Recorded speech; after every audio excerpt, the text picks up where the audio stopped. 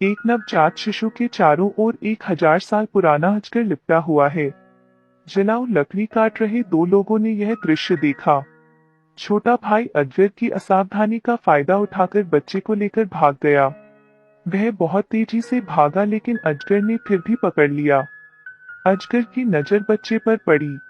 बच्चा उसका आहार बनने वाला है। नुस जल्दी से बच्चे को गले लगाने के लिए दौड़ी और भाग गई। एक बड़े पेड़ के पीछे छिपने के बाद दोनों सौभाग्य से मौत से बच गए। लेकिन जब वे दोनों भाग गए तो उन्हें इसका पता नहीं चला। अजगर अचानक पृथ्वी पुरुष में बदल गया और जिस बच्चे को उन्होंने अभी अभी बचाया था वह नश्वर नहीं था। उसके बाद दोनों ने बड़े भाई को बच्चे को पालने के लिए घर ले जाने देने का फैसला किया।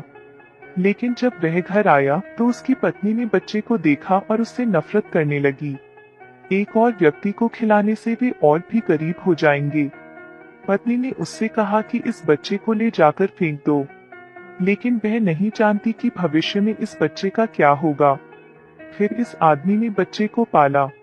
पिकुन बड़ा हुआ, उसे बेहद कठिन गृह कार्य करना पड़ा। बच्ची को उसकी दत्तक माँ ने भी पीटा था। वह अक्सर चावल नहीं खा पाती। नुस चुपके से पिकुन को चावल की एक प्लेट देता है, लेकिन पत्नी ने देख लिया। गोद लेने वाली माँ ने पिकुन के हाथ से चावल की थाली छीन ली। उससे कहा कि वह चावल की थाली उसके सिर पर डाल दे और घर छोड़ दे। पिकुन अपनी दत्तक माँ से बिना रुके माफी मांगता है, कृपया क्षमा करें। पिकुन ने कहा कि उसे ऐसा नहीं करना चाहिए। पिकुन हर दिन पूजा स्थल पर अपने चावल का कटोरा रखता है।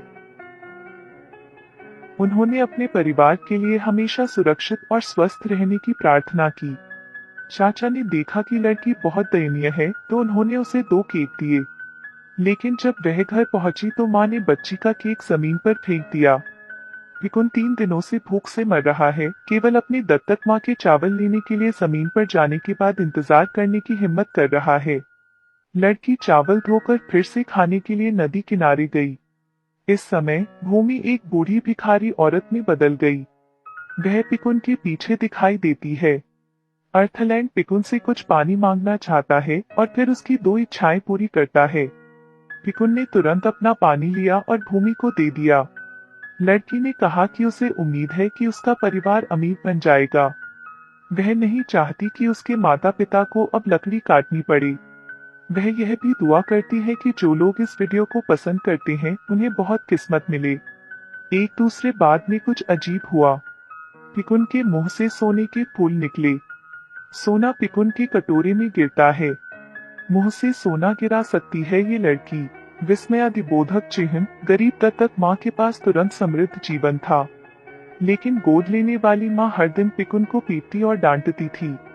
बस गुस्से में आकर माँ ने बच्ची को दोष दे दिया। उसने पिकुन के सिर पर उबलता पानी भी डाला। डिब्बे में थोड़ा ही सोना बचा था, उसने पिकुन से उसे दे दिया। संयोग से माँ जानती थी कि पिकुन सोना बना सकता है। बहुत पहले नहीं, पिकुन ने पानी पीने के लिए जमीन दी।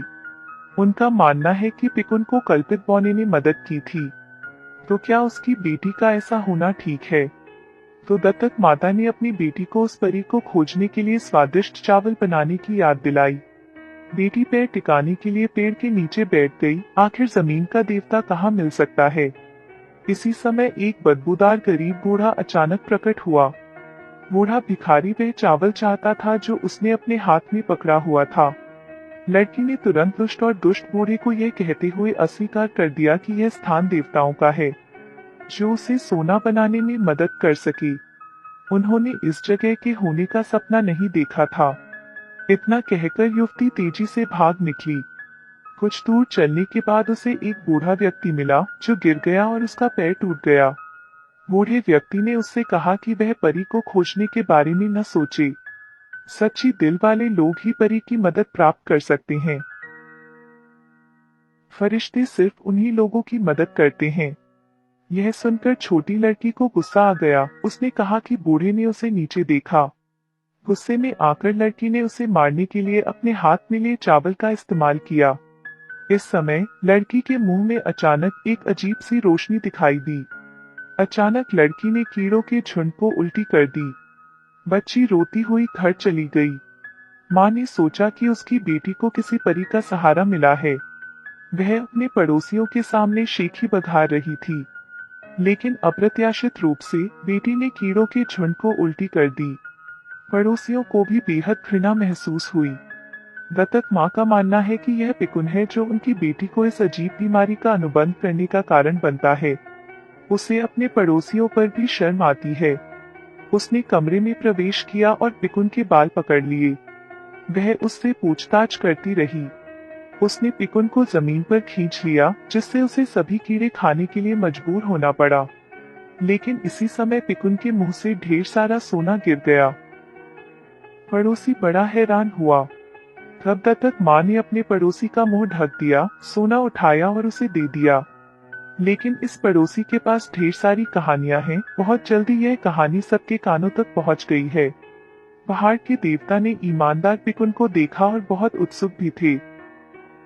सबसे पहले उसने लड़की को सोना उगलने की क्षमता दी, चाहे वह अच्छा हो या बुरा।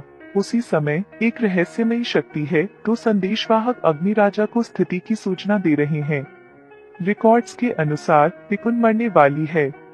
फिर दो दूतों ने लड़की को दूर ले जाने की तैयारी के लिए खुद को पिकुन के घर में भेष बदल दिया। लेकिन अप्रत्याशित रूप से बेटी ने अत्यधिक भोग के कारण दोनों दूतों पर थूक दिया और पिकुन ने विनम्रता से अभिवादन किया। दोनों के पीने के लिए पानी लेने गए। दोनों दूतों ने देखा कि लड़की का दिल अच्छा है और वह उसे दूर ले जाना सहन नहीं कर सकती।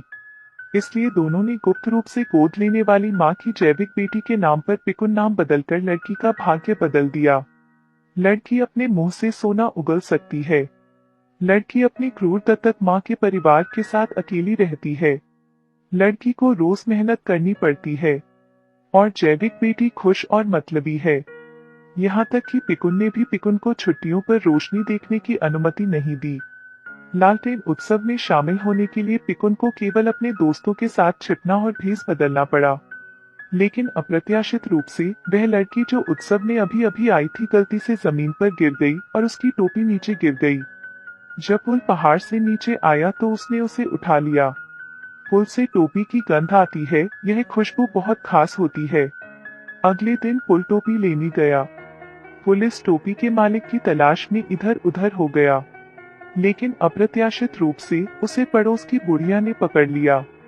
लड़की ने टोपी सूंघी और तुरंत पहचान गई कि यह पिकुन की गंध थी। वह फिर पुल और उन तीनों को पिकुन के घर ले गई, लेकिन वे नहीं जानते थे पिकुन कल रात लालटेन उत्सव में चुपके से आ गया था। अगर उसकी दत्तक माँ को पता चला तो पिकुन निश्चित रूप से पिटेगी। पुल ने अपना हाइट लिया और पिकुन के घर चला गया। पुल ने अपनी दत्तक माँ की बेटी को टोपी के मालिक के रूप में गलत समझा। पुल ने उस टोपी को निकाल लिया जो उसने कल उत्सव में उठाई थी और उसे वापस करने वाला था। माली ने दौड़कर टोपी पकड़ ली। माली ने उस गंध को सूंघा और पाया कि यह पिकुन की सुगंध है। फिर उन दोनों ने पुल लोगों का पीछा किया। वह तुरंत पिकुन के पास गई। दत्तक माँ बिना एक शब्द कहे लड़की के बाल पकड़ने के लिए दौड़ी। उसने पिकुन को बहुत थप्पड़ मारा और लड़की को जमीन पर गिरा दिया। दत्तक माता ने क्रोधित होकर लड़की से कहा कि वह इस घर में दासी है। अगर लड़की ने कुछ गलत किया होता तो वह ऐसी ही होती। नान ने यह देखा और पिकुन के दत्तक पिता को खोजने के लिए दौड़ा। पिकुन को उसकी दत्तक माँ द्वारा बेरहमी से पीटे जाने के बारे में बताता है, लेकिन जब तक उनके दत्तक पिता वापस लौटे पिकुन को उनकी दत्तक माँ ने बुरी तरह पीटा। पृथ्वी देवता अब लड़की को प्रताड़ित नहीं कर सकते। उन्होंने तुरंत अपनी दत्तक माँ को एक खेल सिखाया। वहीं नेपट्यून की बेटी ने जब से अपने दिल में खींची हुई तस्वीर देखी उसकी बहुत याद आई। लड़की नेपट्यून को अलविदा कह दिया और पुल को खोजने दुनिया में आ गई। रात में जब पुल सो रहा था नारा ने अपने आसपास के लोगों को कोमा में डाल दिया। लड़की पुल के सामने आ गई। धीरे से खींच को अपने हाथ की हथेली में रख लिया। नारा पुल को समुद्र के नीचे की दुनिया में वापस लाने की तैयारी करता है, लेकिन अप्रत्याशित रूप से रास्ते में भूकंप आया। बहुत जल्दी पुल जाग गया। पुल खुद को जायंट्स और थंडर सेट के पास पाता है। मौका पाकर वह भाग निकला। इस तरफ गोद लेने वाली माँ पिकुन के सामने है। उसने पिकुन की ईमानदारी का फायदा उठाया और दयनीय होने का नाटक किया और सोना मांगा। लेकिन भोली पिकुन ने उसकी बातों को सच माना। जिस लड़की ने सोचा कि उसकी दत्तक माँ वास्तव में पश्चाताप महसूस करती है, लड़की ने सोचा कि वह अपनी बेटी के साथ साथ उसका भी ख्याल रखेगी। इसलिए पिकुन ने उसे सोने का एक और ढेर दिया।